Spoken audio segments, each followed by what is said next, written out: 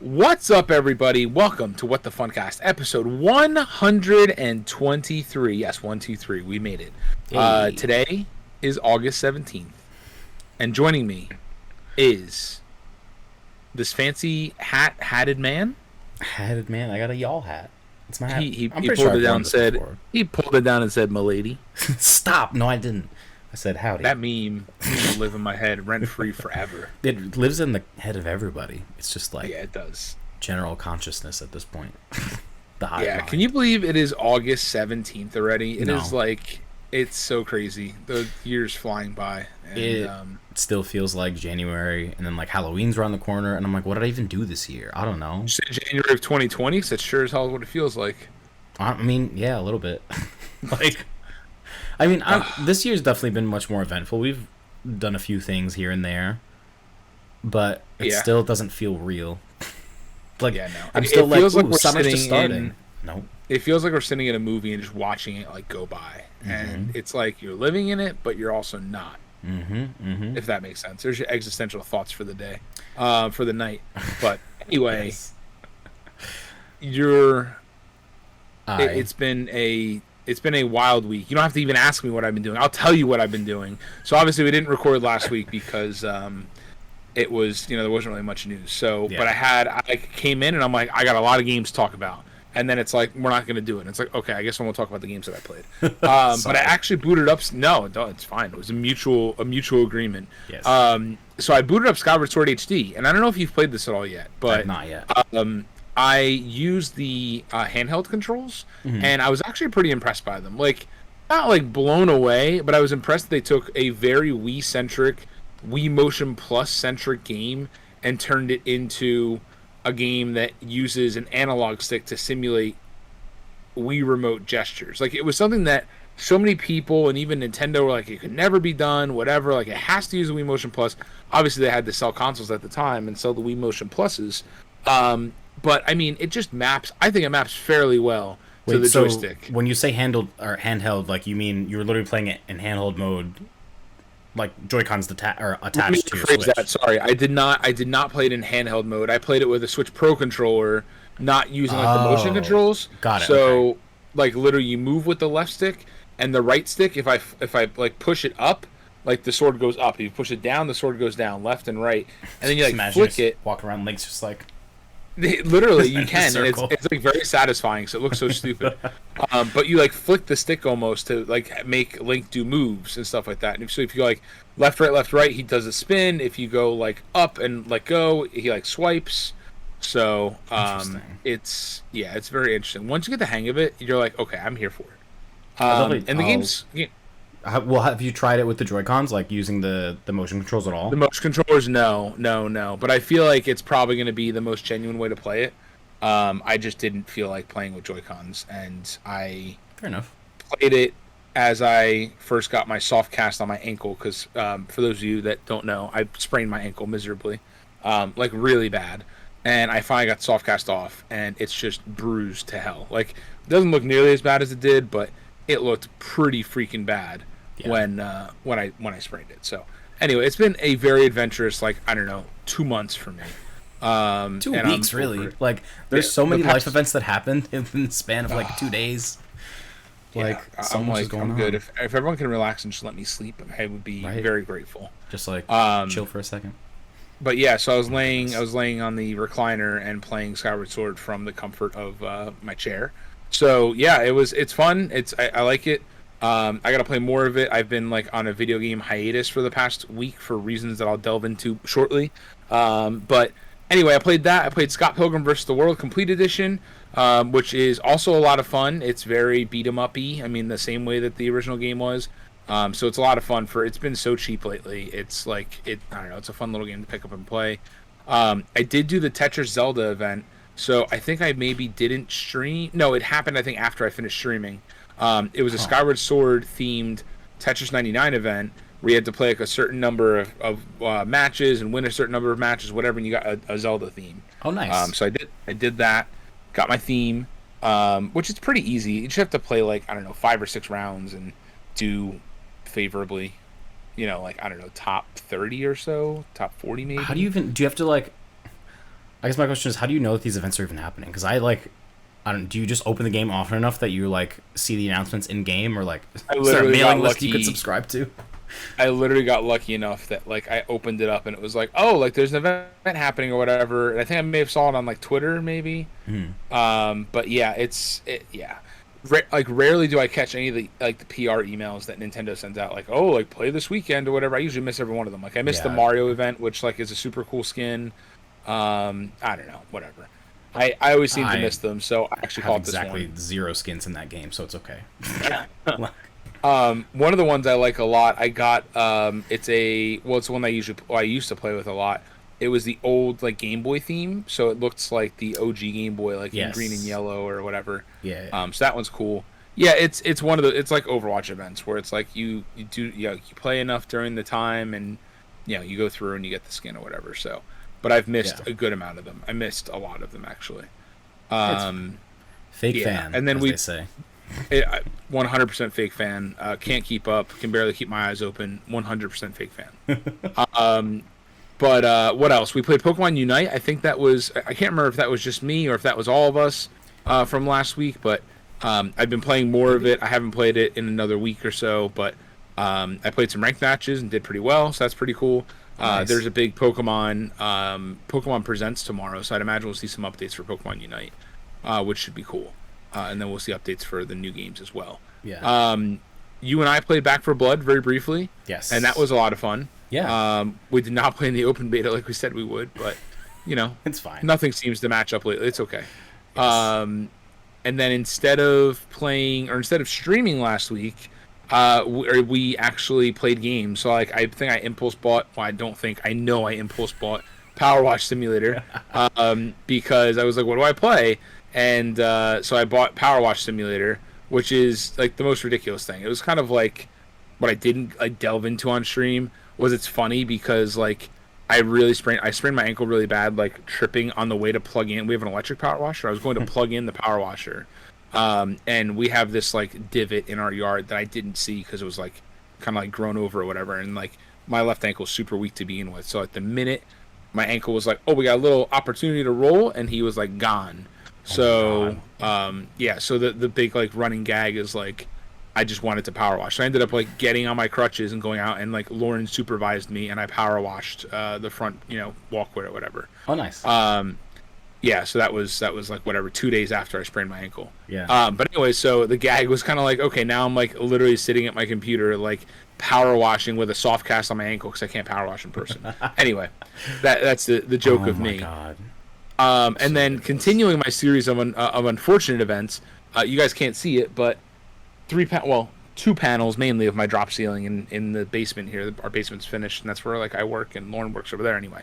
The dishwasher backed up or has a leak, and water literally just came down like from the ceiling, and it was like I don't know, maybe literally like a foot away from like the first shelf that I have all like my old video games on. So that was fun, and we didn't know what it was. And then I had like my big case of all my old Pokemon cards like right underneath it. And thank God that they made this thing like somewhat waterproof, because I went through all the cards, and like some of the top loaders got wet. Thank God they were all in top loaders, or else they would have been destroyed. But anyway, it was like the beginning of like it was just a mess. So turns out it was the dishwasher. Surprise for those of you not paying attention, appliances are still in like incredibly short demand or incredibly short supply, and still increasing demand, and it's just impossible to get them, which is frustrating. I don't know if we call Best Buy to restock, but we found a good one, and we need to buy white because all of our other appliances are white. So it's just always something. Whoa. So the dishwasher is getting delivered tomorrow, and they emailed me and they're like, okay, we're going to be there between 7 and 1, and that was like the initial email. So they called me and like, hey, we're going to be there between 8:30 and 12:30. I was like, okay, like don't kill yourself giving me a better range. Like it's absolutely ridiculous. Like why are you wasting my time? Yes. But yeah, so it's just been crazy, and like I am tired of spending money because like dishwashers aren't cheap.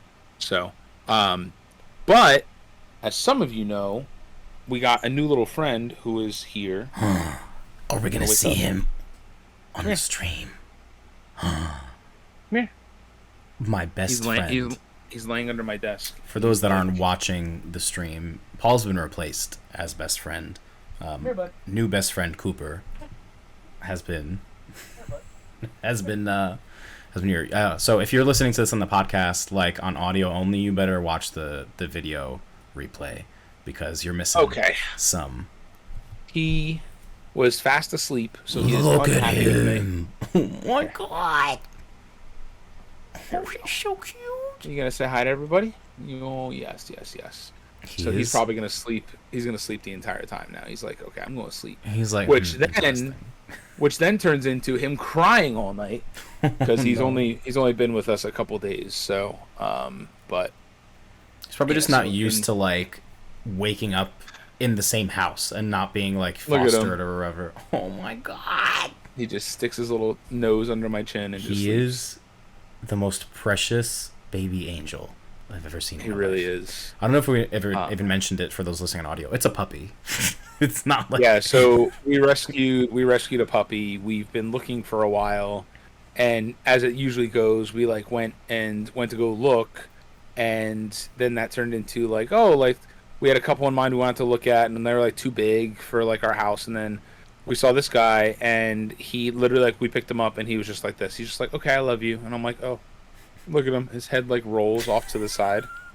He is so funny. He was laying in my arms earlier and like stretched and like they're so innocent. He's only 3 months old. Yeah. So he just rolled over and like didn't like he was just like so naive. He's like, okay, I'm just gonna roll over. And then like I like caught him. I'm like, dude, you're gonna fall.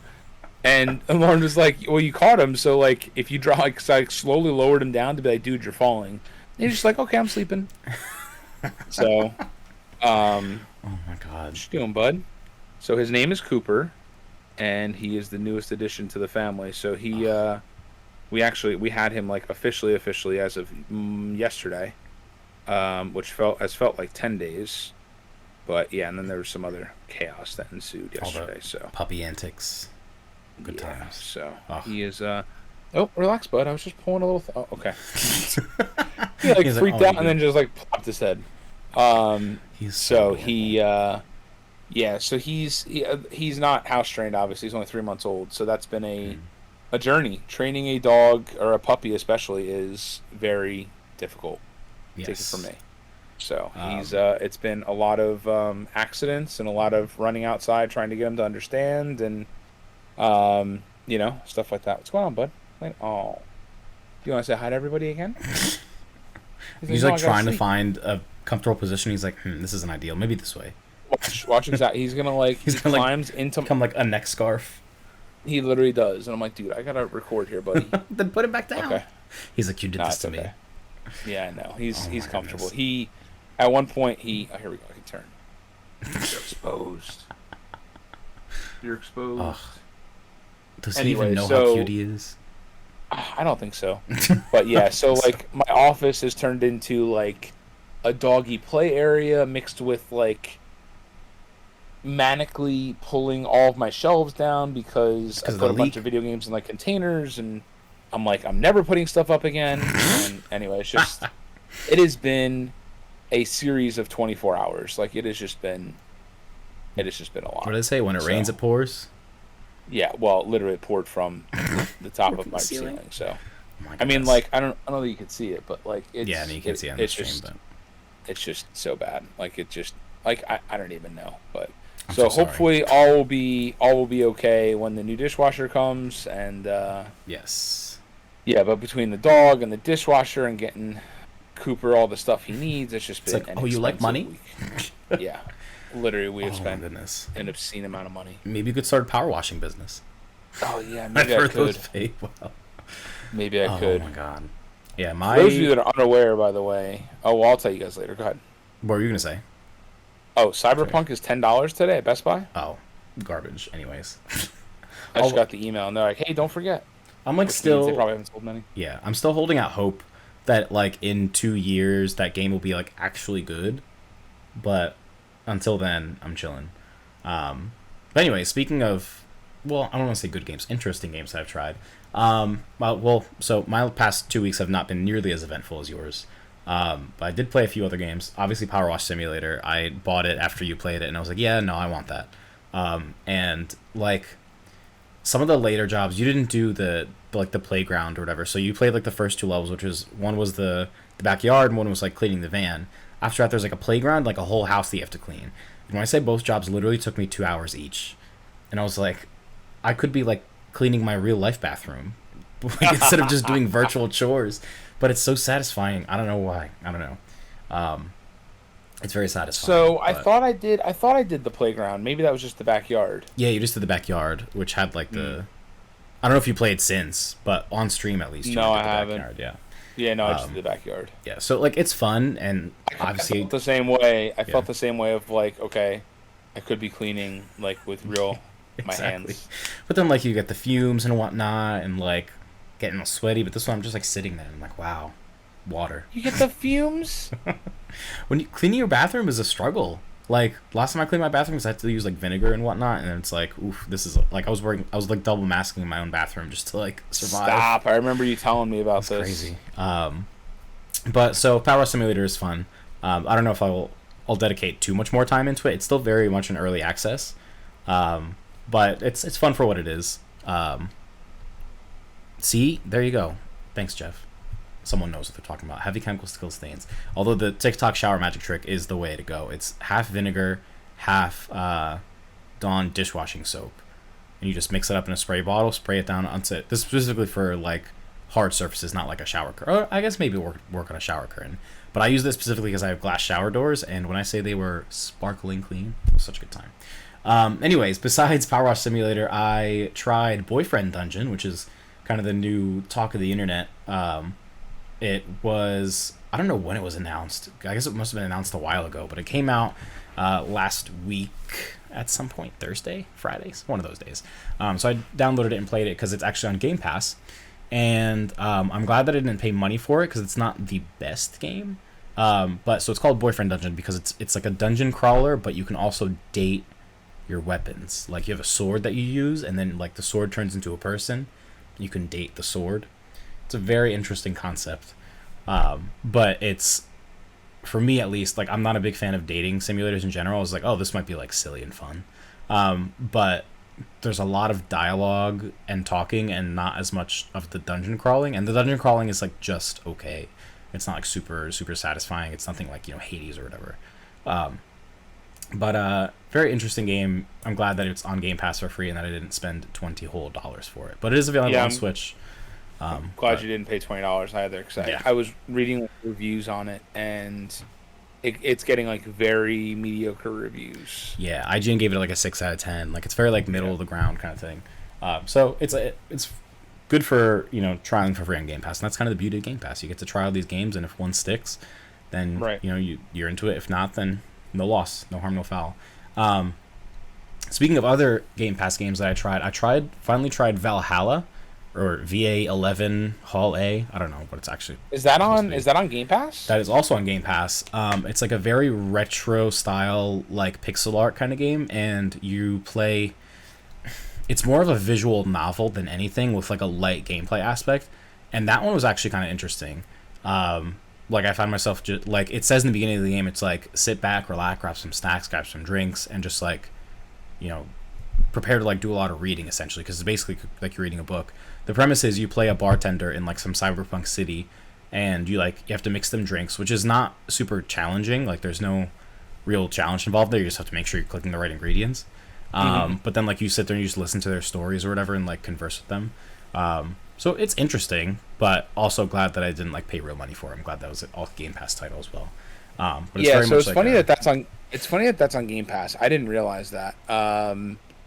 But I didn't realize that, and that was one of the games that I got out of my limited run games blind boxes. I got Valhalla for Switch. Yeah. So, and I've like been meaning to eventually try it out, but then I watched videos of it, and I'm like, I don't think I would like this. Yeah, to call it a game is a stretch. It's very much like a visual novel, and like it's interesting. Like the stories that you tell are interesting, but it's not something that you play when you want to like actually play something. It's more of like, well, let's read some stories from cyberpunk, whatever, like cyberpunk short Right. story. Essentially, is what it is. It's very. Look into. I mean, if you enjoy visual, like that kind of visual novel, look into. I ordered this game from Limited Run as well because it looked super interesting. It's called The House in Fata Morgana, and it's like it's about like I think it's like a either some sort of death or it's like a mystery horror, I think, but it seems super interesting and it's very highly rated. Like it says very highly rated. Oh, it came out in 2012. This is old. Yeah, it's an older game that they just recently ported over to Switch in like its entirety. And I know it's been on sale before on Switch. It may be on PC as well. Yeah, it looks like it was ported to Windows in like 2016. This is like literally the full-on visual novel. I don't know, maybe. I'm skipping through like Switch gameplay. I'm like, there's no gameplay here. You're just clicking through dialogue. Right. I think it's I don't think visual novels are for me, but like I understand that some people are obsessed with them. Like some people prefer that genre of games. Yeah. Which go off. Yeah. Imagine being this comfortable. Like he just sleeps everywhere. He is so cozy. Oh, what a dream. What a life. No bills. I think I'm gonna let him back on the ground though. He hides in like the corner of my desk now. He like snuggles himself under there and rests his head on my foot, and I'm like, that's cute. He's adorable. So, right down. But yeah, besides those new games, I've just been playing more Hades. I'm trying to fulfill all the prophecies or whatever, which is much harder than it seems. And realistically, I think the issue is that I'm trying to fulfill more than one prophecy all at once, which makes it doubly harder as opposed to just doing everything like one at a time. But I don't know. I'm a masochist, I guess, and I like a challenge. Just because I know that I'm actually good somewhat at the game. So I'm like, yeah, challenge me. Why not? And then I end up dying, and I'm like, oh, that sucked. But it's still fun. Besides games, I've been watching a lot of Love, Death, and Robots, which is a Netflix original like anthology series. So it's just a collection of like short animated movies, essentially short films, I guess. Like all like totally in like not connected to each other. So each one's like 10, maybe like 15 minutes tops. And they're all like kind of like sci-fi ish. Like some are based in like the future and it's about like robots discovering like an old town, and some are based in like the past and like different time periods, different locales. Some are in space, some are like in ancient times. It's very, very interesting. I'm really enjoying it a lot, but I don't know if you would enjoy it. You might. It's like because it kind of has a darker edge to it. Like they're very much adult animated shorts, but I don't know. It's like little bite-sized things, and if you don't like one, whatever, the next one will be something completely different. So they just released volume 2, and I think each like volume or season has like 15 or 20 episodes or something. So it's been a fun little thing to like watch while I'm trying to eat lunch. Sorry, Rita. One day I'll finish Clone Wars, but for now I'm on Love, Death, and Robots. What service is this on? Netflix. Oh, okay. It's a Netflix show. And then I saw Jungle Cruise in theaters. Most of Jungle Cruise in theaters. So don't spoil it. I'm not spoiling anything. It's from what I've seen, it is enjoyable. It's very much like it gives you like the Mummy or Pirates of the Caribbean 1 vibes. So like it's enjoyable in that sense. Like it's silly, but it's like it's fun. So the movie starts. A minute in, the projector just cuts to black, and we're like, huh, maybe that's a weird transition. Like, I wonder what's going to happen. And then it just doesn't come on. The sound is still playing, so we hear, like, dialogue happening. We're, like, in a pitch-black theater. And I'm like, okay, this is great. So I see that no one else is getting up. Everyone's just content to sit there in pitch-black darkness. So I'm like, I guess I'll go and alert an employee because no one else is taking the initiative. So I go and alert an employee, which involves me getting into an elevator and, like, going down 2 floors because we're in, like, AMC Empire in Times Square, which is, like, it's very difficult to navigate. You can't just, like, run out of the theater to the concession booth real quick. So go down the elevator, find an employee. I'm like, hey, we're in XYZ theater. The projector just cut to black. Like, the movie just started. Can we, like, restart it or whatever? She's like, oh, I'll see what we can do. We go back up. She goes into the booth. She's in there for, like, 10 minutes. And we're just sitting in the darkness listening to everything that's happening, unaware of what's going on. And we're like, well, great. Like, I don't want to spoil myself. Like, hopefully they'll restart the movie. They don't. They turn the projector on, and then we're just, 20 or 30 minutes into the movie with no context of what's going on. It's like, okay. Well, I'll tell you, that would, like, truly drive me up the walls. I was really annoyed. And I was like, you know what, let me just go with it. And it's still, like, it's a simple movie. It's not like you're going to like it's not a super advanced plot or anything, but like it was annoying because like towards the end they make references to things that happened in the beginning or whatever, and I'm like, I don't know what that means. They probably, that happened probably in the beginning, what I missed or where I missed it. So we're like, okay, I guess they're not going to start from the beginning.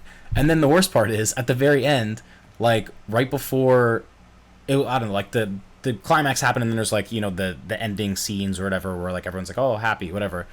It cuts to black again, and we missed the entire ending of the movie, and we're like, oh my god. So very annoyed, but like I don't want to go to a theater again to see it again. I would just rather wait until it's free on Disney Plus, and I'll rewatch the scenes that I missed, because like I'm not wasting my time to go to the theater to watch, because I have so many other movies that I want to watch.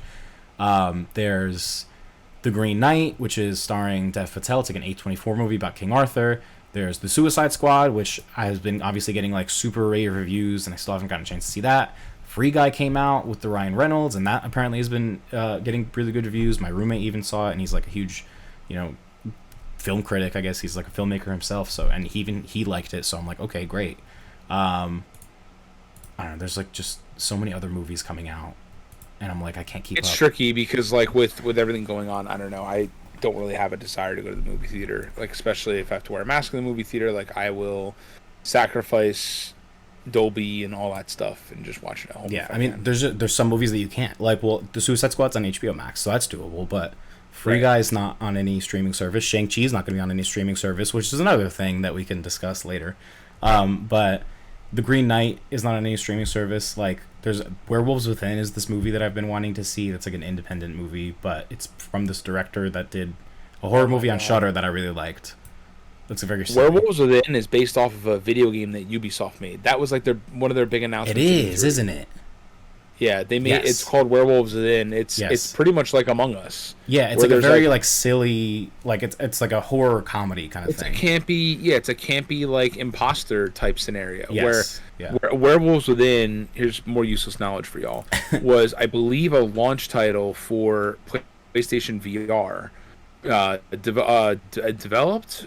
Well, published by Ubisoft, and they put it out, and like it got good reviews, but just like any other Ubisoft game, like it became like a $5 game very quickly. Interesting. And like there's not a lot of player base to it, so I think Ubisoft's trying to strike while that iron is somewhat still hot, because obviously, like I said, it was like the launch of PlayStation VR, so that was a long time ago. Yeah, I mean the movie, it's because it's a limited release, like it's not tied to any major production company for like distribution, so it's a very limited release. Like you can only see it at the IFC Center in New York, but it's been getting really really good reviews. It's got 86% on Rotten Tomatoes, 81% audience score.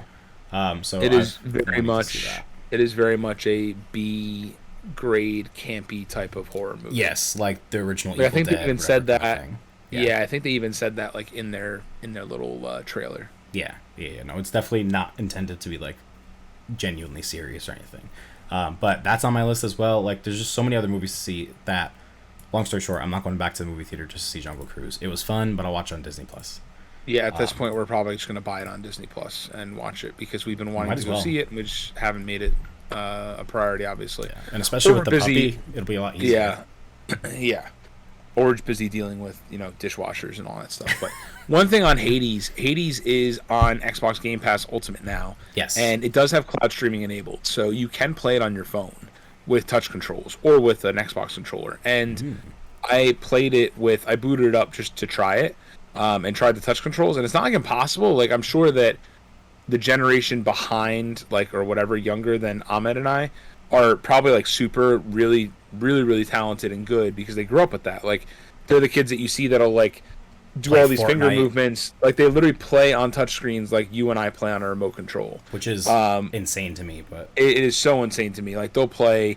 I think I saw like one of my cousins or someone playing like PUBG Mobile, and or maybe it was a video that I saw, and they're like pushing all these buttons and like reloading, and they're playing like as if like they're playing with a keyboard and mouse or something that's easier to move, and they're playing with touchscreen controls. I'm like, holy shit! Like, which is just, I guess if I, sorry, I was gonna say it's fascinating to me because it's like, how do you even know where you're touching? Like, well, right, but I guess you just get so like, I'd be curious to see if you gave them a different device that had like a 2-inch bigger screen size, would they be able to do the same thing, or is it like I'm used to my touchscreen, I know the size of it, and that's why I'm good at the movements because it's just repetition of the different areas of your touchscreen. But Yeah, I don't know. I mean, I guess if like we were younger and we had that and we had all the time that we used to have, maybe we'd be good at touchscreen controls too. But the fact of the matter is, I'm not. So I'm not good at that. Yes. But yeah, Hades is available in Game Pass if you haven't played it yet. Fantastic game. I think I have up to like 200 hours now combined between Switch and PC. The only reason I won't be playing it on Game Pass personally is just because I'm not restarting my progress. You can do crossplay between Switch and PC, but you can't do crossplay between those and consoles, unfortunately. That's like so silly to me. I just don't understand. I mean, I understand, but I don't understand. Yeah. Like, just put it in. Like, how hard could it possibly be? I have no idea. It must be some, because Supergiant is a really good developer when it comes to like listening to consumer concerns and like implementing smart things and like that. So I'm sure that there's some deeper technical issue as to why you can't do a cross save, but I don't know what it is. Right. I mean, let's see what happens. If Switch can do it over to PC, there's got to be a way. Yeah. Who knows? So, Who knows is right. Shall we jump in to the hot news now that we're halfway through the episode? I know. Yes, let's jump into it. Yeah, I'm sitting here like I read so much about this that I still don't get the jokes. Anyway, I'll take the first one. Idris Elba is Knuckles, apparently. So he posted a picture on his Twitter and said knock knock ... hashtag Sonic Movie 2 hashtag Knuckles, and literally it's a picture of Knuckles' fist, animated presumably in the same fashion as Sonic and the other characters in the Sonic the Hedgehog movie from 2 years ago? 2-3 years ago, I think. 2-3 years ago, yeah. So it's yeah. So this is interesting. The internet is expectedly on fire.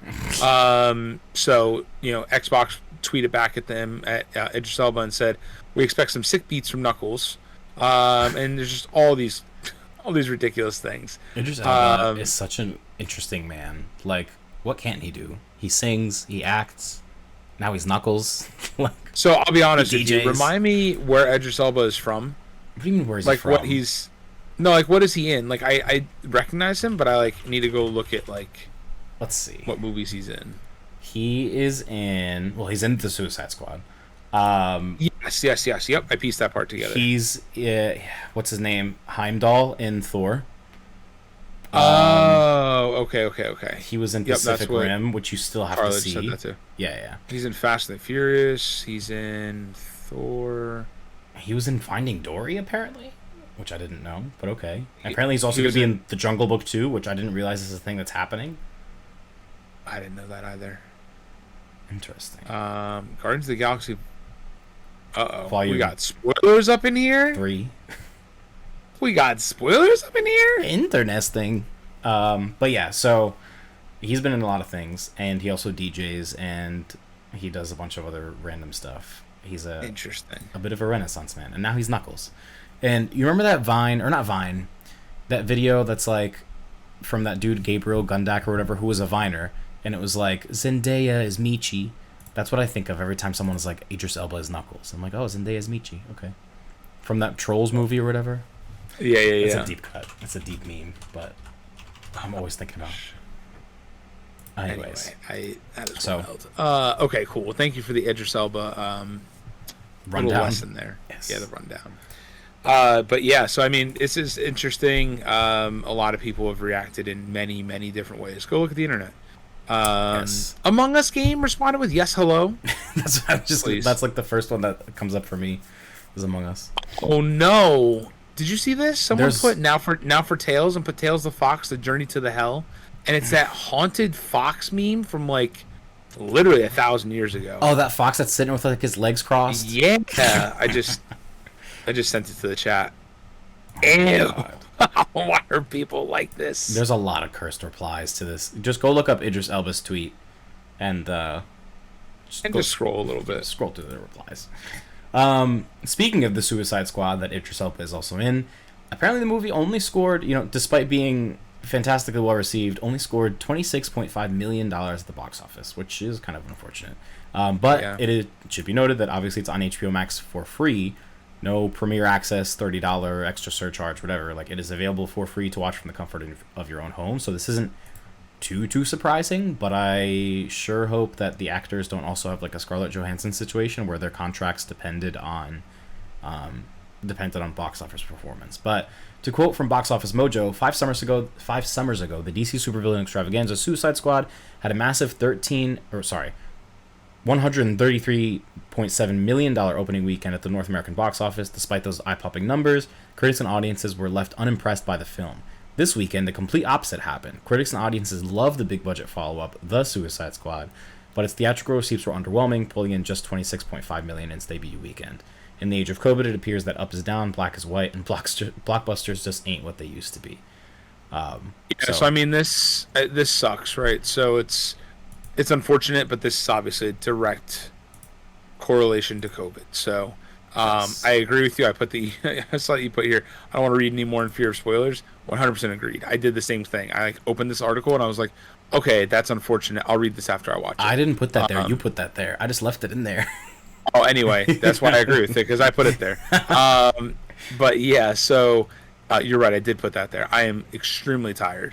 You put it there last week. It's okay. You could be. I did put it there last week. It's so funny. Cooper's trying to find a way to like lay on my foot, but also not lay on my foot. What are you doing, bud? Have you guys gotten him like a doggy bed? We ordered one today, and literally, if I showed you this bed, you'd be like, "I want one for myself." It's literally a dog cave. Like, it's. What you doing? I was gonna say, if you guys have like a heating pad or something, maybe like he just wants to warm up your foot clearly. So like maybe get a heating pad in the doggy bed or something like that. Unless the doggy bed is fancy. I think I'm gonna put like my shirt in his crate with him, like because he like really just like for comfort. He kept stealing my socks today, and I'm like, why do you want my socks? And then my coworker's like, it has your scent on it. I'm like, oh, okay, that's cute. Yes. But anyway, yeah. So where was I?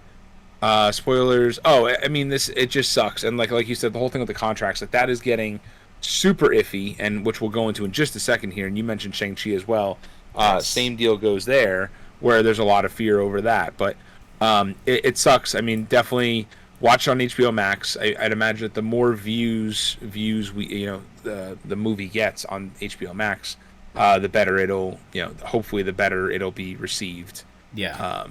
Because it's going to hit home video soon as well. So when I say home video, that's my 1905 speaking, but you know what I mean. Right? 1905. So, digital, home video, 4K Blu-ray, VHS. Yeah. Disney DVD, VHS, what's that other one? Laserdisc? Not Laserdiscs. So, oh my goodness. But yeah, so like tying right into what Ahmed was saying, right? So like our next article that we have is, Disney cutting ties with Scarlett Johansson. So this comes from WDWNT, which if you didn't know, almost all these websites, the Walt Disney World news websites, are all clickbait articles. Except for this one. But except for this one, yeah. This is, I mean, not except for this one, but I mean, some of them are like I saw one the other day. I think it was on WDW Magic, and I know Ryan's gonna get upset, but that's okay, because I poke fun at WDW Magic a lot. But that was like the first Disney forum that I joined, and it's like Disney secretly changes name of Boba Fett starship, and I'm like, okay. And like instead of the Slave One that it was called for, since the inception of it, they've now changed the name of the ship to Boba Fett Starship, and that's because Lego changed the name of the set to Boba Fett Starship. This came out a while ago, and like the other day I got it pushed to me, and I'm like, guys, like I knew this. Get out of here. The worst articles from them are the one where it's like 2 major attractions broken down for days or like hours or something, and it's like, okay, the ride was down for like. That not only did the carousel break down, but like, I don't know. I can't even think of a stupid one. The jumping fountains at Epcot aren't working. Jumping fountains. They're like major destruction or whatever, and it's like, chill out. I'm gonna look up some of those. It's gonna be drag WW Magic. So to be fair, I'm pretty sure that the original person that started WW Magic like sold it off to somebody else, which I think is was the beginning of the end. But they're still not bad. You just have to know what you're looking for. Like one of the articles 12 hours ago, Walt Disney World 50th anniversary banners arrive at the Magic Kingdom. Like, I guess that's important if you're reporting on this stuff. Like when camera appears on the top of Spaceship Earth.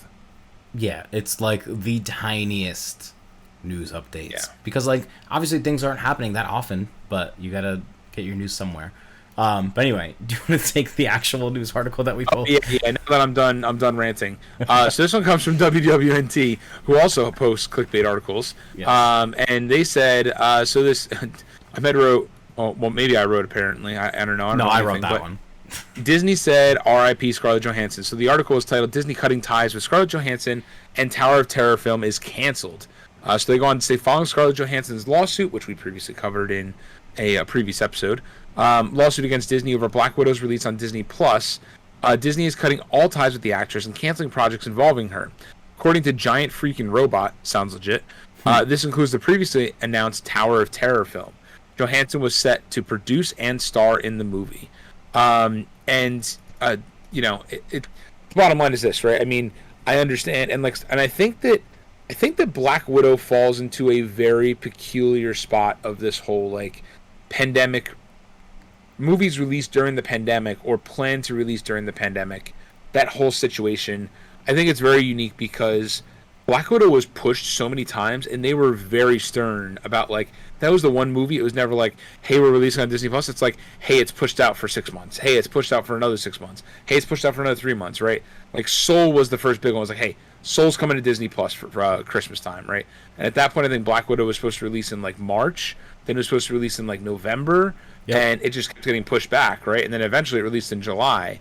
And even then, during the Investor Day that Disney had to announce all the Disney Plus stuff, it was like, hey, Black Widow is coming. It's coming in July. It's coming to theaters. They weren't like, hey, it's also coming to Disney Plus through Premier Access, right? Yeah. It was just, hey, it's coming to theaters.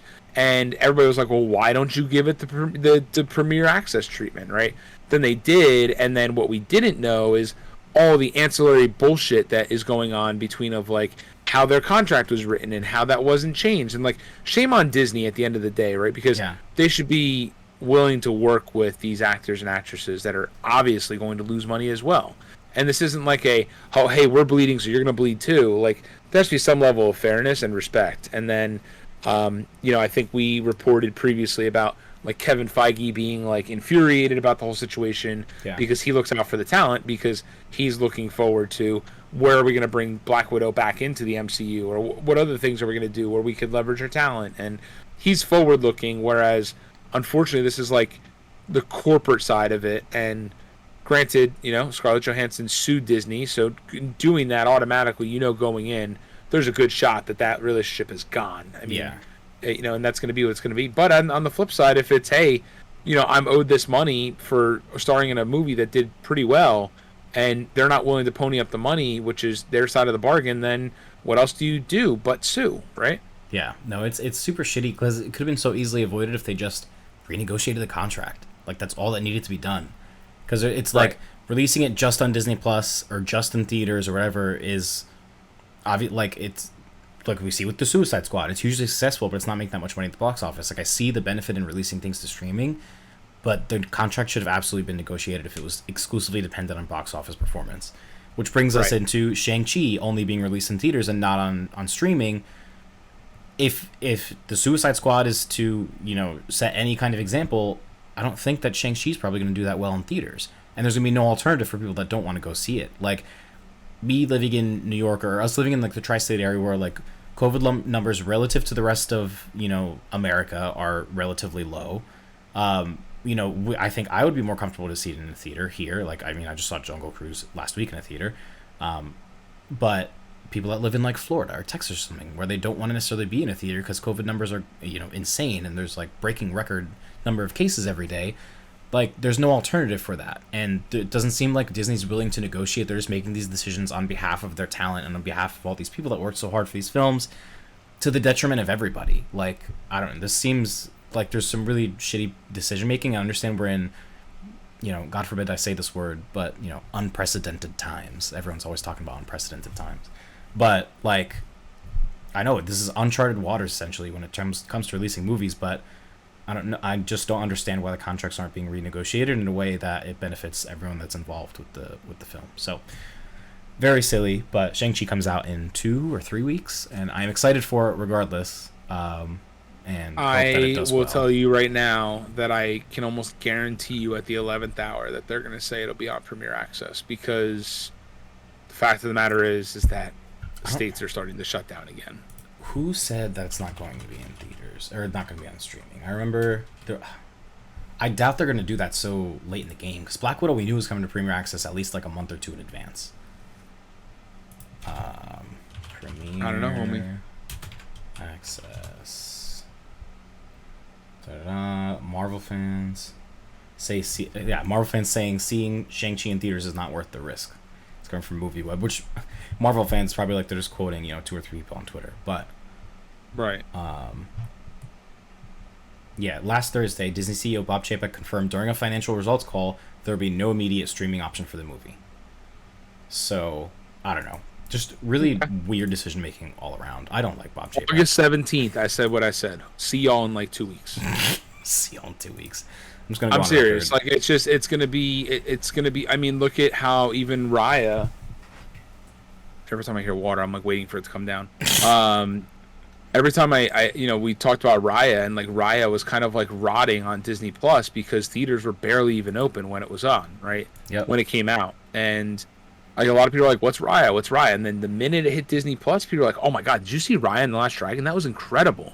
And I was like, "Yeah, like it's really good."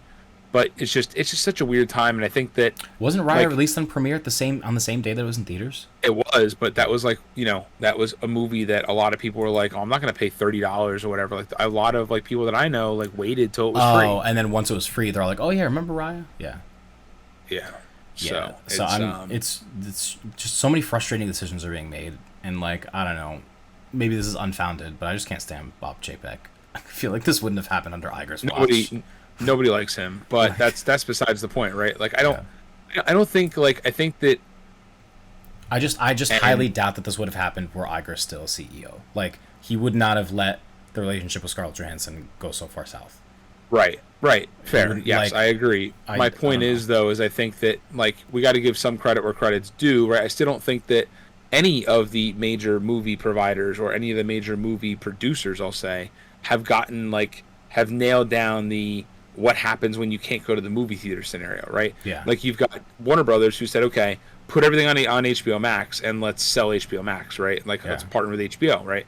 Okay, well that's one thing, right? Then they're making, you see Suicide Squad's numbers. Everybody's like, I'll either use a trial of HBO Max or whatever that looks like and watch Suicide Squad and be done with it, right? Then you've got Pixar movies that have been getting thrown on Disney Plus for free, and then you've got Pixar employees that are pissed, and rightfully so. Because their movies were made, like Luca would have been like a big splash. Soul would have made a big splash, right? Yeah. And same thing with Marvel. I mean, we saw Black Widow in theaters and it was awesome, right? And then, and that, I don't know. It's just, there's so many different ways to go about it that I just don't think that anybody knows. And I think that, like, Suicide Squad, well, even Disney is trying to, like, push people to go back to the theater. But I don't think it's safe to go back to the theater still. Like it's just I don't know. Maybe I'm stupid, but it's no one knows what's going on anymore.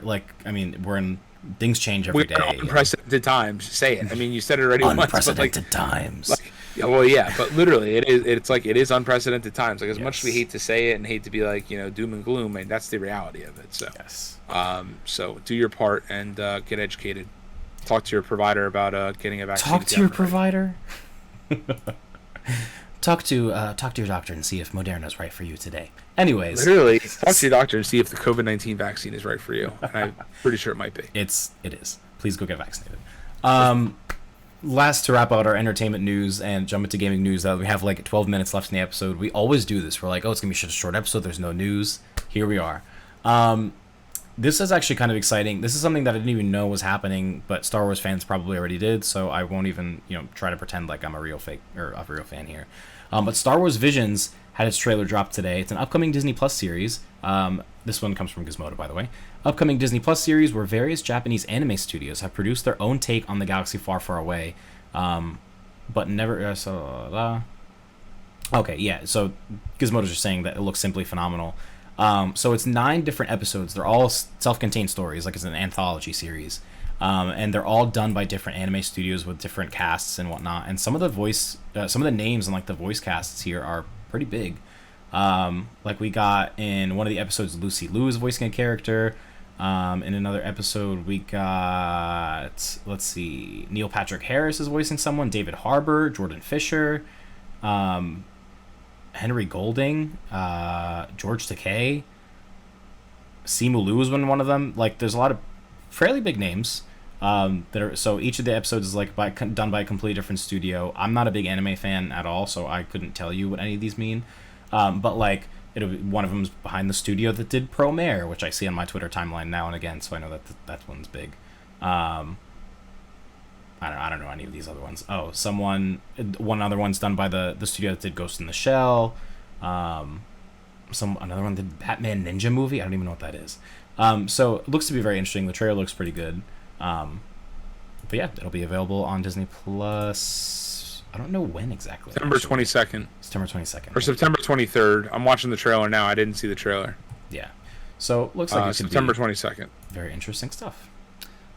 This looks like, and I'm not like one for anime either, but this looks really cool. Like this is totally different. Every single episode's like a completely different anime style, like done by completely different studios or whatever. And I don't know, it looks like it could be really interesting. Yeah, I mean it looks super cool. I mean, for 9 episodes, I'll watch this. Yeah, why not? So it's coming to Disney Plus, which is nice. And it'll actually have. I think this was. Sorry, go ahead. So I was saying the voices that I was mentioning were for the English dub specifically, but there is like an original Japanese audio with subtitles if you prefer to watch your anime. Oh, anyways, that's the show that I watched. Oh, you watched the Japanese one? Yeah, I watched with subtitles. Yeah. But yeah, I mean, it looks really good. I don't think this was previously announced. According to Gizmodo, they said we've gotten glimpses of Star Wars Visions in the past, but never anything like this. So this is the first like real trailer. Oh yes. Star Wars Visions special look Disney Plus. This was July 3rd. Anyways, so I guess it was previously announced very vaguely, but not a trailer way like this. But exciting stuff. Something to look forward to. Okay, interesting. Yeah. Cool. And then that wraps up our updates for the entertainment side of the house. And then not much on the video game side of the house, but we can jump into that, starting with some of the general topics here. Activision Blizzard, some updates here coming from IGN. 3 senior Blizzard developers are reportedly no longer with the company amid Activision Blizzard allegations. So more bullshit coming out of these 2 studios. Quoting the IGN article here, 3 senior Blizzard employees are no longer with the company, according to a new report by Kotaku. Diablo 4 director Louis Barriga, lead level designer Jesse McCree, and World of Warcraft designer Jonathan LeCraft have reportedly been let go amid the ongoing allegations of harassment and abusive culture within Blizzard. Their names are no longer on the company directory, and a source within Blizzard confirmed to IGN that they have also been removed from the company's Slack channel. That's how you know. Both McCree and LeCraft were tied to the recent Cosby Suite report, which revealed that Blizzard developers, would gather within a hotel suite to drink and make sexual remarks about women.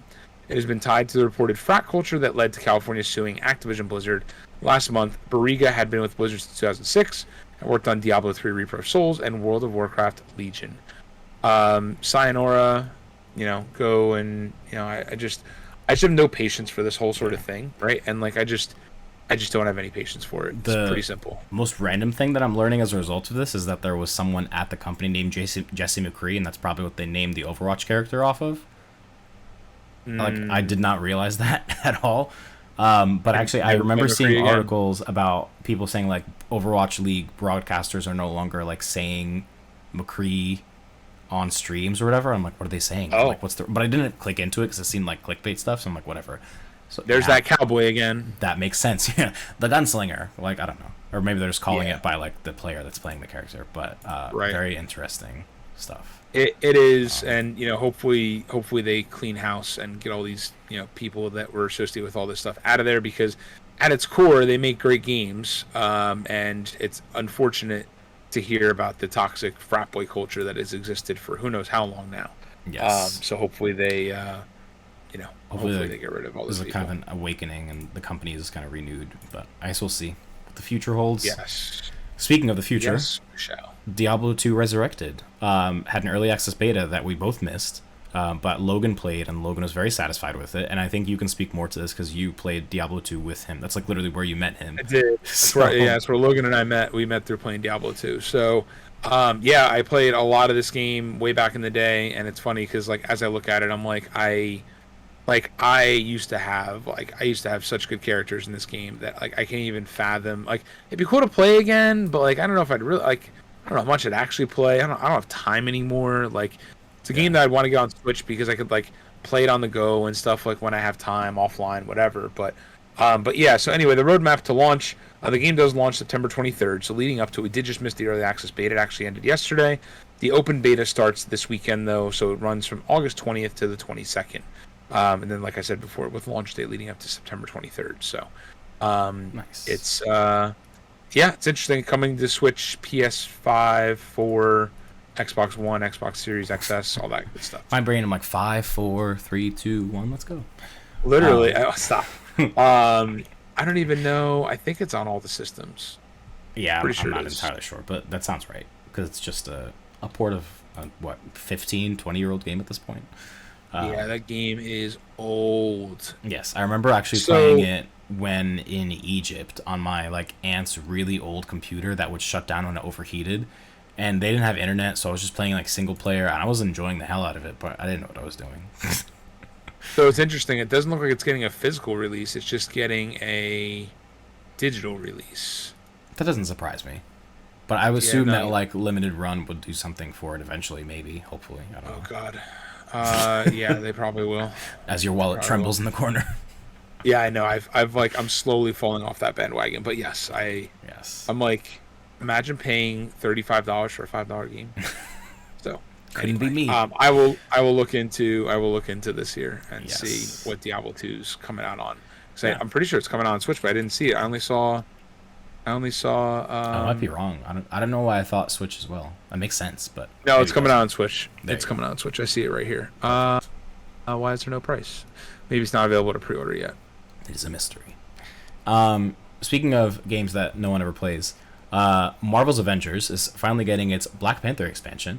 And apparently people that do actually play this game are saying that they like the new character. So this one comes directly from Square Enix. War for Wakanda is a free update for anyone that owns the base game. The expansion tells an original Black Panther story inspired by the comics and consulted on by Black Panther writer Evan Narcisse. Ulysses Claw has infiltrated Wakanda's borders to mine the nation's precious vibranium, putting King T'Challa's leadership to test. The king, of course, is our new playable hero. His abilities reward defensive play, blocks and parries build your intrinsic meter that, when full, allows you to release a full burst of kinetic energy, much like the films. And presumably the comics, probably. He can also be played as a fierce predator too, with unique pounce mechanic that lets you grapple large and small enemies to the ground, attacking them with your vibranium claws. For those that still play the game, it's free. Go ahead and download it. You own this game, I'm pretty sure, so maybe you can play it. I got it for free. I might give this a whirl. I haven't booted that game up in I don't know, literally forever. No one's surprised. We'll see. I don't think many people have. Like, I booted it up and tried it, and I'm like, okay, this is, like, whatever. Yeah, maybe you can play it on stream or something. Do you own it on Xbox? I have it on PlayStation. On PlayStation, okay. PlayStation. Yeah, it's not, I don't know, it's nothing crazy. The single-player campaign of what I played was pretty cool. Yeah. But aside from that, I was like, okay. Yeah, I think at this point, like, even with games, like, remastered games, like, the Crash Remastered and Spyro Remastered, like, I'll play them and I'll be like, wow, this is so much fun, like nostalgia trip. And then I'm like, there's so many new games I gotta be playing. Why am I playing games that I already played when I was a kid? Like, what am I doing? Meanwhile, me playing Roller Coaster Tycoon. But that's besides the literally. Point. That's besides the point. I have to beat that game. I made a goal on stream months ago that I would beat Roller Coaster Tycoon before I turned 30, so I can finally close that chapter. But we got like a little over a month left, so we'll see. We'll see if I get that. Maybe I'll play it tonight. Believe it when I see it. Anyways, do you want to take this next one? Sure. So apparently Fortnite is sus, according to Ahmed. I don't believe it. But Fortnite's got a new imposter mode. So this one comes from Polygon. Fortnite has another new Among Us style mode, and this time it's a lot closer to its inspiration. Epic revealed the mode on Tuesday as part of Fortnite's latest patch. The new limited time mode is called Imposters, and it features 10 players, 8 agents and 2 imposters in each match.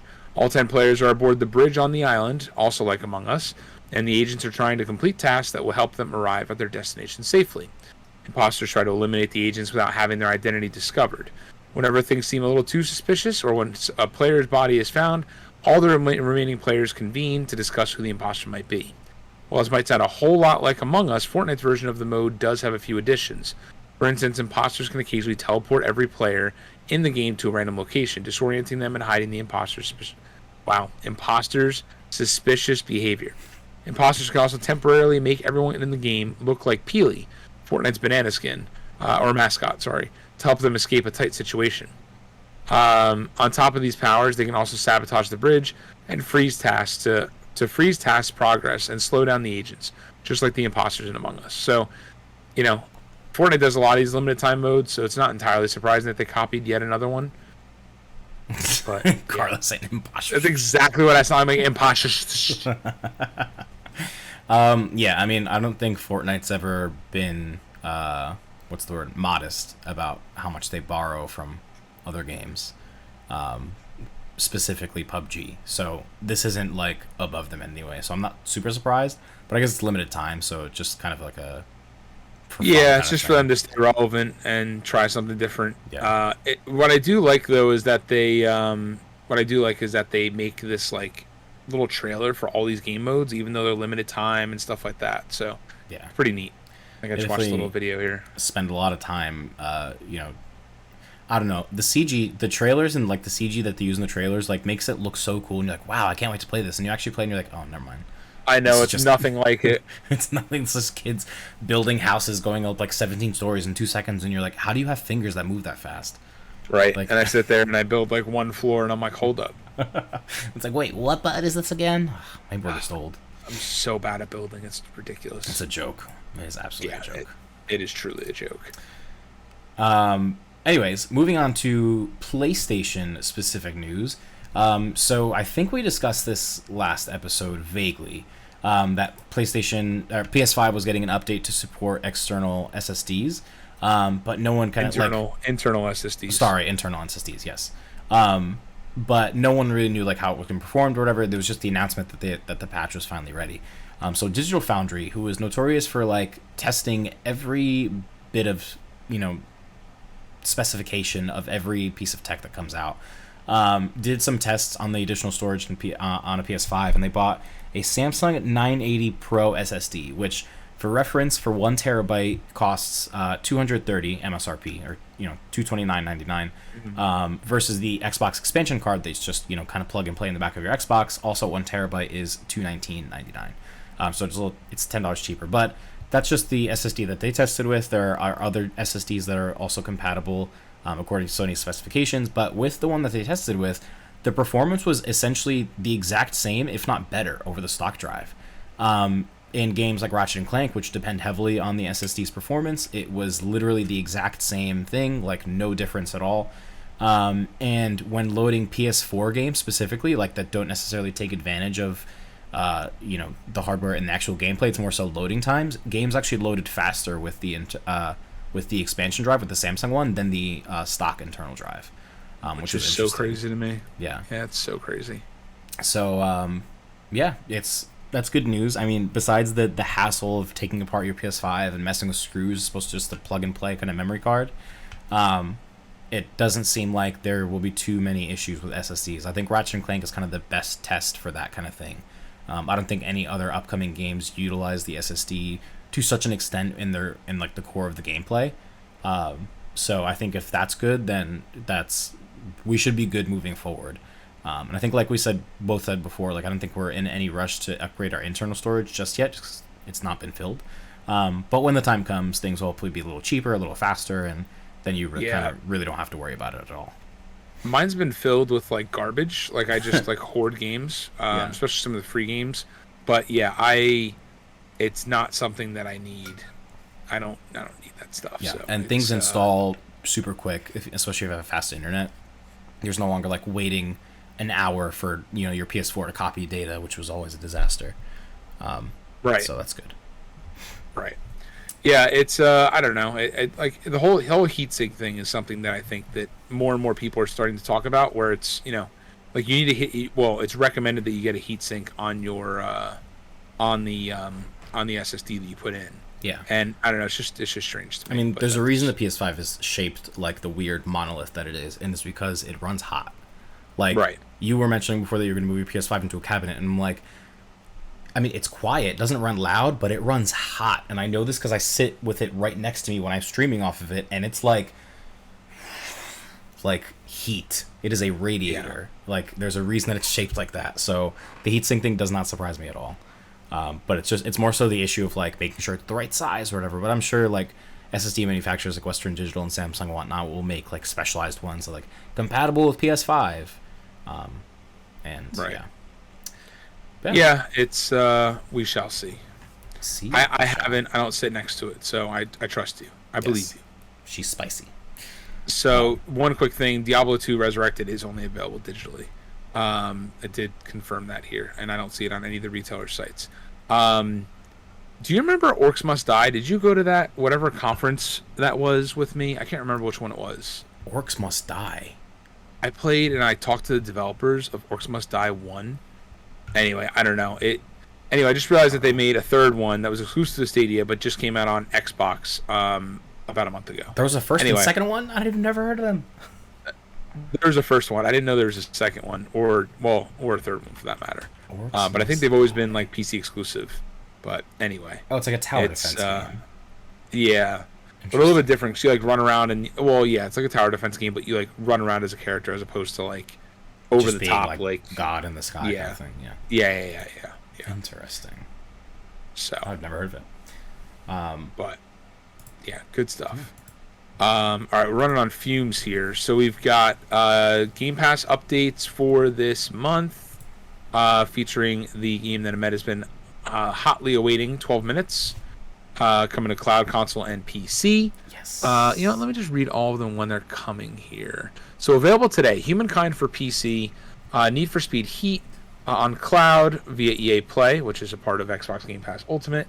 Star Wars Battlefront 2 coming to cloud via EA Play. Star Wars Jedi Fallen Order is coming to cloud via EA Play, which is pretty awesome. Like, you can play that game on your phone now. Anyway, that game is so good. It is so good. Like, I am obsessed with that game. Not that I played it after I beat it, but the only thing that worries me about it being on cloud is like the latency, because the timing of your parries is so important in that game that the latency might be an issue, but maybe not. I don't know. Maybe we're on vacation visiting family in California, and I actually played via the Remote Play app on my iPad on my PS4, and like there's a little bit of latency, but once you nail down like how much the latency is, it's pretty fine. You kind of get used to it. You get used to it. Yeah. So that was because I was like obsessed with the game, and I'm like, I need to beat this game. I need to play more. Yeah. So I literally brought my DualShock 4, connected it to my iPad, and played. It was really cool. Nice. All right, coming soon. Recompile is coming to cloud, console, and PC. Interesting to note, it's only coming to Xbox Series X and S. It's not coming to Xbox One. But that's via the ID at Xbox program, coming August 19th. So it begins. We're going to start getting some Xbox Series exclusive games here. Train Sim World 2.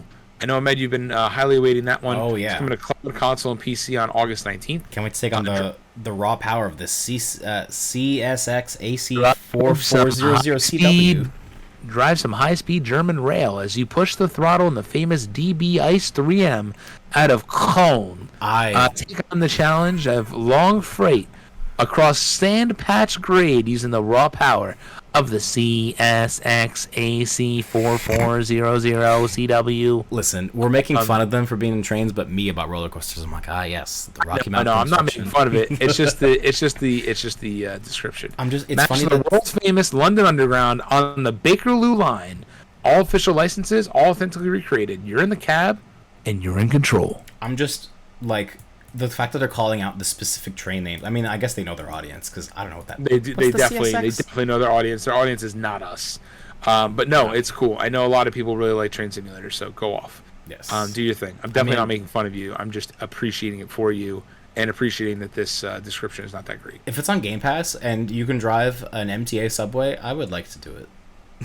Like, just to see what that's like. I don't know. That could be fun. All right, 12 Minutes is coming to cloud, console, and PC via the ID at Xbox program on August 19th. This features the voice acting talents of James McAvoy, Daisy Ridley, and Willem Dafoe. So that's one that should be pretty interesting. And then the highly, extremely awaited, long awaited, I should say, is Psychonauts 2. It's coming to cloud, console, and PC on August 25th. This comes from Double Fine Productions, which is an Xbox game studio now. It'll be available day one with Xbox Game Pass. So it's a quirky little game, but a lot of people have been waiting forever for that game. So the original Psychonauts was out on like Xbox One, like not literally like Xbox, like OG Xbox before Xbox 360. Yeah. When I say Xbox One, sorry. Right, and that's why the sequel was so highly anticipated. Yes. Yeah, I hope it's good. Okay, I hope it's good too. Myst is coming to cloud console and PC via the ID at Xbox program on August 26th. This is that island game that, I don't know, it's coming to Xbox Game Pass on day one, but I think that's been on PC for some time now. I don't know, when I see the title Myst, I'm thinking that it's like a strategy game, but I guess that's not, well, okay, so there were original games like from the 1990s that were called Myst, but like in my brain they mesh with like Age of Mythology and Age of Empires and like all those kinds of PC games, so I guess I always thought it was a strategy game, but it's not. You know why? Because the font is the same as Age of Empires and the others. Yeah, I thought the same thing. Yes. No, it's an adventure game. It is not a strategy game at all. It's very all right. So if you've got the fingers for touch control games, there's 10 more games getting touch controls on Xbox Game Pass Ultimate cloud game streaming. Hades, Bloodroots, Farming Simulator 19. Once again, knowing their audience. Going Under, which I would highly recommend. I forgot to talk about that. I actually played Going Under on Switch. It is a roguelite, whatever it is, game, and it's a lot of fun. It's on Game Pass. Give it a whirl. I ended up getting it on Switch because I wanted the portability of it. It was like 50% off anyway, so it was like $10. And it's a lot of fun. Unpaid intern as she travels beneath her workplace to explore the ruins of failed startups. Okay. Literally, it is ridiculous. Like you walk into a room, you collect like different weapons or whatever. You can hold up to 3 weapons, and you go in and just like, I don't know, like defeat people in the room, and then you get like rewards for clearing rooms and stuff like that. So it's definitely give it a try on Game Pass. It's free on Game Pass. Roguelike being like you die and come back and you keep advancing kind of thing. You die, you come back, and correct. You go back in and you try to get further down to the boss. Gotcha. Okay. I believe you keep skills though, so like you get skills, kind of like Hades. Yeah. Where you come back with them. I'll add it to my ever-growing list. Need for Speed Heat via EA Play. Peggle 2, highly recommend that game. That's an Xbox 360 classic, which I think is actually ported to like Xbox One platforms. Anyway, Peggle is amazing. Psychonauts, Wasteland 2, Wasteland 3, and Wasteland Remastered.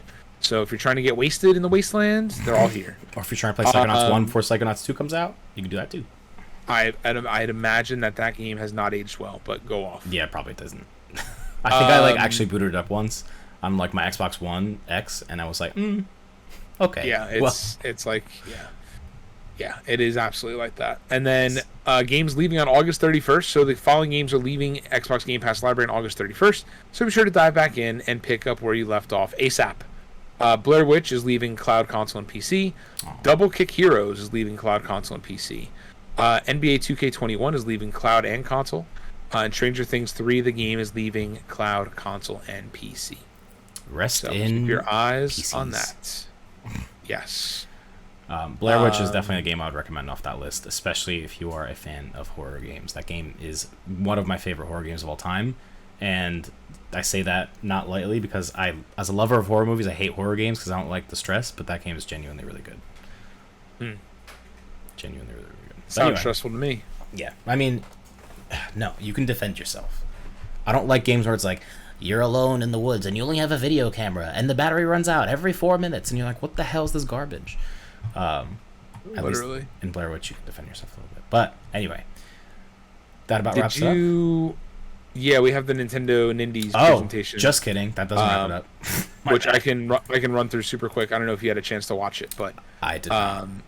Okay, perfect. So I'll run through it real quick. So, so Nintendo had an Indie World Showcase for August 2021. So here's everything that's announced from IGN. Axiom Verge 2 is available later today, so that is now up on the eShop. That is as of August 12th, about 5 days ago. Obviously, this is another one that is highly anticipated. So it's a game that I believe it came out across the board. August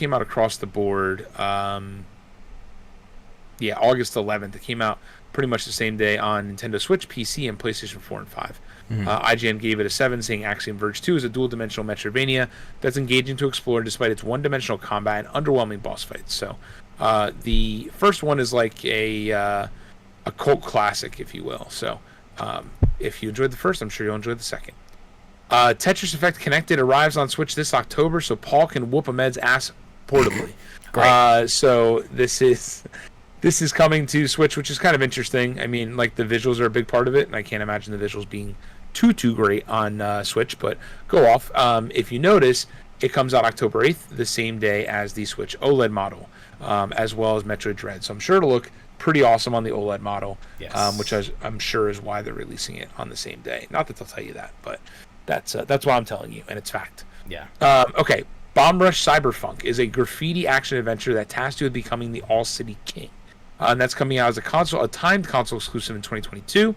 It looks a lot like Jet Set Radio. I was just going to say that. This looks exactly like Jet Set Radio. Yeah, it's very Jet Set Radio-ish.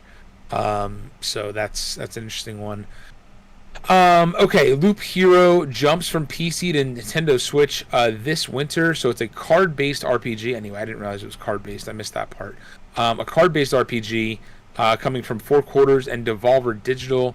IGN reviewed it on PC, calling it great as an 8. Loop Hero's cleverly stripped down RPG concept demands attention for as long as it takes you to work out the clear, quote, best way to guide each hero class, and its fantastically dark story setup stands out as one of the best in years. So that's pretty cool. This game caught my eye.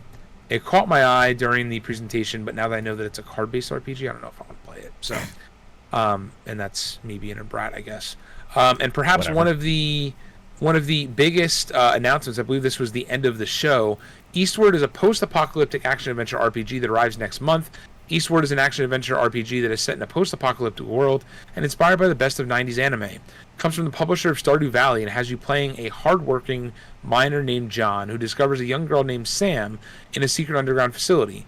Eastward was originally revealed back in 2015, yes, 6 years ago, and it finally arrives on Nintendo Switch as a timed console exclusive on September 16th. So depending on how this reviews, I may try this. This looks pretty cool.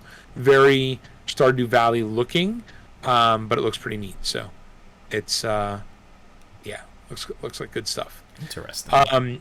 Shovel Knight Pocket Dungeon is a puzzle adventure starring our favorite Shovel Knight. So this is launching this winter. It's a new falling block puzzle adventure that has some mechanics of Shovel Knight. So it's got, a pretty cool aspect of like some parts of like the original game, but it's also a puzzle game. So they call it a part puzzle, part dungeon crawler. It features old and familiar bosses, treasures, unique powers, and more. There'll be over 10 playable heroes from the Shovel Knight universe. They said the Shovel Knight MCU. The Shovel Knight universe in the game, and you can challenge a friend in local multiplayer. The Switch version will also have amiibo support to let you, quote, call on a familiar fairy friend. So that looks pretty neat. I'm excited for that. I'm always down for a good puzzle game. And then next up was Metal Slug Tactics, which we saw, I believe, at the Game Awards or one of those events. It sounds familiar. We definitely saw it somewhere at some point. Yeah, we saw it at one of them. So they just, I think they released a new trailer or announced that it was coming to Switch, I guess. But that's coming in 2022, so that's a ways off. But it's a Metal Slug, like, Advance Wars looking game, kind of. Yeah. This one looks really weird. Use your photographic eye in Toem later this fall. And it's like shown off as a wholesome hand-drawn adventure game where you set off on an expedition through a Scandinavian-inspired countryside, and you need to take photos, discover the mystery of the titular Toem, and help some interesting characters along the way. Toem will launch on Switch later this fall. I don't know, you took a bunch of pictures, and it looked interesting. Sure. Not interesting enough that I want to play it, but interesting.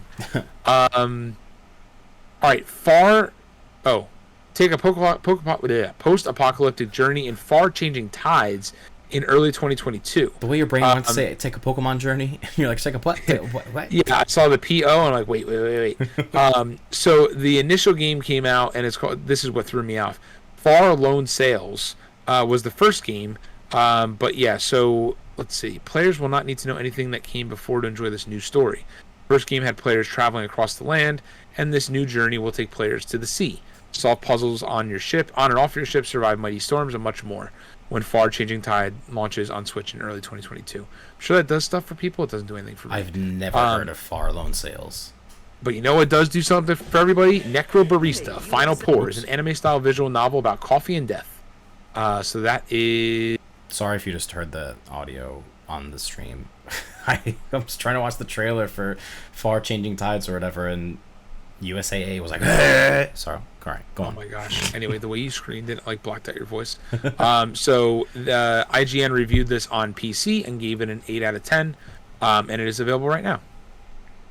Okay, Boyfriend Dungeon lets you take your weapons on dates, and it's available today. We talked about that already, so that's just on Switch as well. Yes. Garden Story is available today and lets you become the Guardian of the Grove. This looked pretty cool. You play as like a grape, and what? It looks like a cute little game. It takes place on an island that is infested with invasive rot. So you got to rebuild your home and inspire those around you. This adventure is filled with fruits, vegetables, and frogs. Sure. Okay. Okay. Islanders Console Edition lets you create the city of your dreams over and over again. This game looks kind of weird. It's one of those like island building games. It's coming out today, so like now, on Switch. Alongside these games, there's an indie montage for 2 games launching on Nintendo Switch today: Slime Rancher Portable Edition and Curious Expedition, and other upcoming games like 100 Days Winemaking Simulator, Gang Beasts, Astroneer, and Lumberjack, which some of those are just ports over to Switch. However, Slime Rancher Portable Edition is the Switch variant of the of Slime Rancher, which is a pretty popular game. So the Loki variant. A Loki variant, exactly. So anyway, that is every game there, and I think my voice is just about totally gone now. Yeah, sorry, you did a lot of talking in this episode. That was not intentional, but no, it's okay. It's all good. It's okay. I'm just gonna sleep even better tonight as Cooper just cries all night. Oh. Yeah, so it's gonna be great. Poor baby. So I know he's just lonely. So and then if I lay like next to his cage, and he'll be like whatever. He'll give just him a crying. Sock. Or an old shirt. What? Maybe I'll give him the sock. That's an easier thing to do than giving him a shirt. Just like literally just dig in your laundry basket, like an old shirt, whatever, that needs to be washed.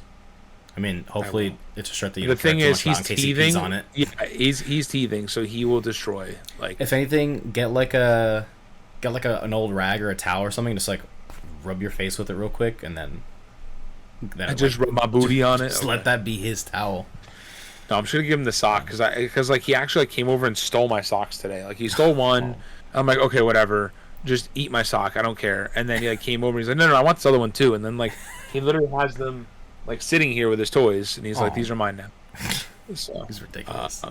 Yeah, it is ridiculous. So yes, I will leave a sock in there. Hopefully that'll help. Yes, hopefully. I'm sure he'll pee all over it and be like, screw this, I hate you. Can't you broadcast through Alexa and be like, hey Cooper? Ahmed, when I tell you I've laid in bed half asleep and I go through the Nest camera and I'm like, shh, because that's we've tried to train him to learn to settle down. Yeah.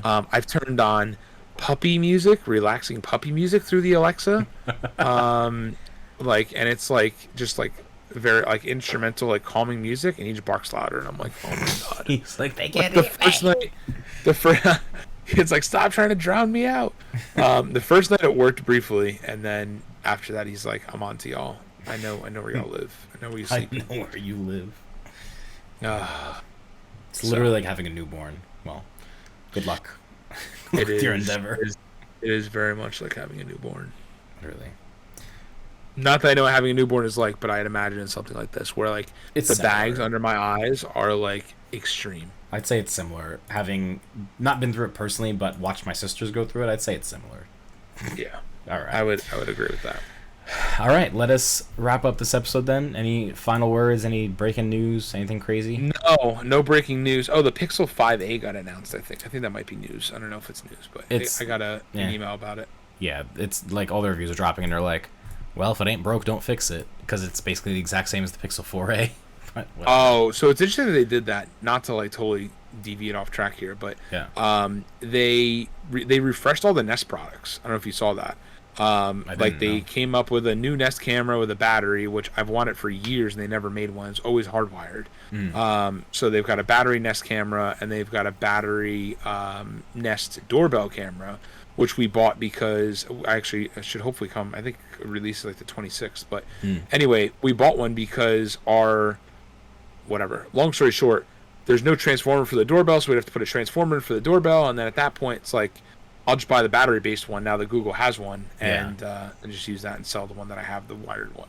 Good. So, anyway, Good. that's my Google stuff. But anyway, yes, no. Only other thoughts are for those of you on listening platforms like Spotify and Google Play and Apple Podcasts and all that good stuff. We do stream live every Tuesday night around 8:00. It's been a rough week for me, so we started at 8:30 tonight. But yeah, so usually around 8:00 Eastern Standard Time, and we stream live on twitch.tv/whatthefuncast. And then all of our replays are posted there, and then obviously the replays are also posted, or the shows are posted on all of your podcast providers of choice. So check it out. Come and hang out with us. There's a chat. We love interacting with people. We've got a good host of characters that are here every week. All of our good friends, yes, a lot of our biggest fans. So, and they're a lot of fun. So they're in the chat, talking trash, talking Star Wars, Rita's screaming, the usual stuff. The usual stuff. Yes. All right. Well, thank you all for joining. Thank you for watching wherever you are, and we will catch y'all later. This is Paul and I'm with the Funcast signing off. Peace.